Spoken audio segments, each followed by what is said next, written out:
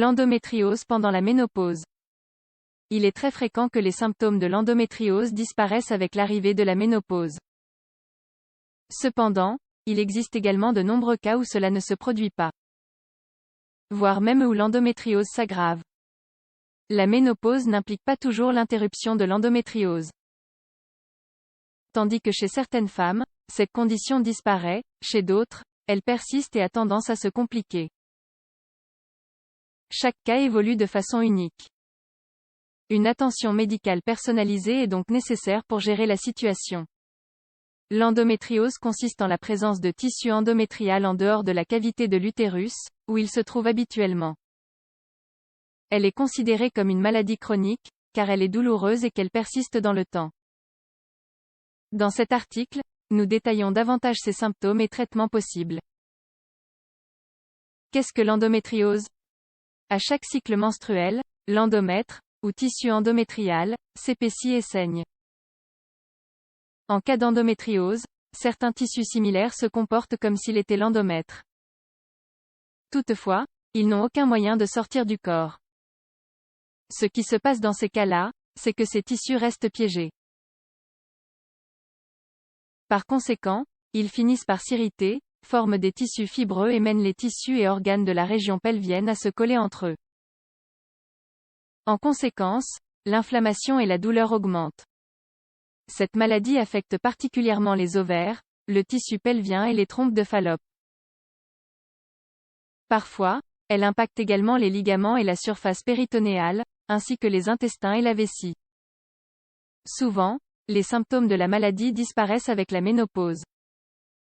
Pendant cette période de la vie, les stimulations hormonales du cycle menstruel ne sont plus présentes. Par conséquent, le tissu endométrial ectopique réduit ou disparaît.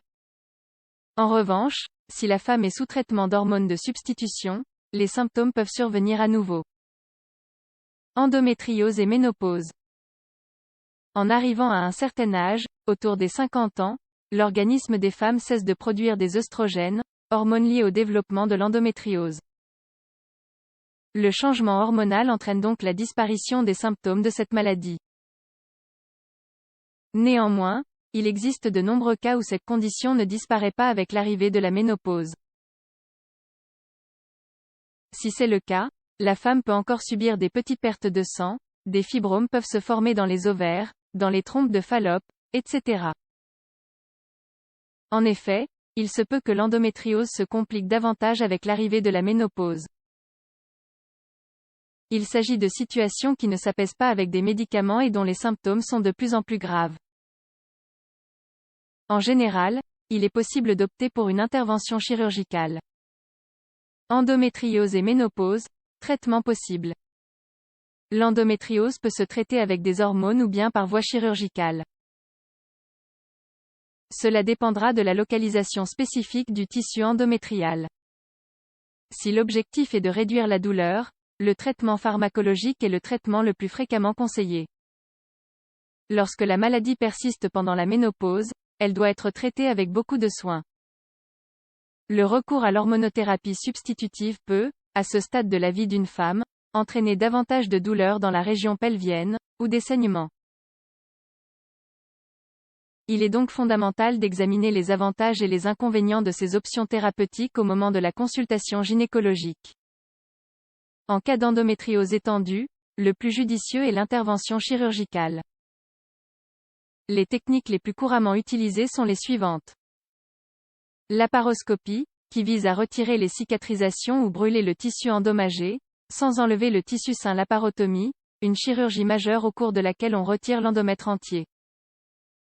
Parfois, dans les cas plus graves, il est nécessaire de recourir à l'ablation définitive de l'utérus, ou hystérectomie. Cependant, cela est très rare. Informations utiles sur l'endométriose. L'endométriose est une maladie bénigne qui, dans la plupart des cas, n'entraîne pas de cancer. Elle se manifeste généralement à partir des premières menstruations et demeure tout au long du cycle de fertilité de la femme. Par ailleurs, il a été relevé le cas de certaines jeunes filles au stade préménarche qui présentaient cette affection. Il existe également des cas d'endométriose qui se développent pendant la ménopause et après elle. Il n'y a donc pas de règle définitive à ce sujet. On pense que la maladie peut impliquer des facteurs génétiques, familiaux et environnementaux. Effectivement, l'endométriose peut diminuer le taux de fertilité d'une femme puisque l'épaississement des tissus utérins empêche les spermatozoïdes d'atteindre l'ovule. Enfin, en présence de signes avant-coureurs de cette affection, il est vivement conseillé de consulter un médecin de famille ou un gynécologue. C'est au cours de cette consultation que le meilleur traitement sera déterminé, en fonction de la situation.